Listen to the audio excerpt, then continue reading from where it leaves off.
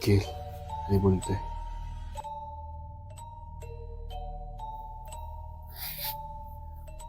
काल एकाने माझ्या बहिणीसोबत रेप केलं. मला माहिती आहे कोणी केला येतो. त्याला सोडणार नाही असं मी. लवकर नाक्यावर येतो.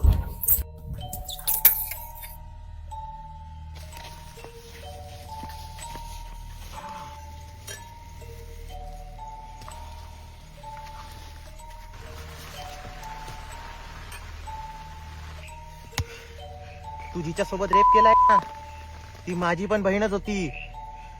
करायला मजा तू आहे ना तू माझं काही वाकडं करू शकत नाही. मजा मजा आली हा मजा आली हा.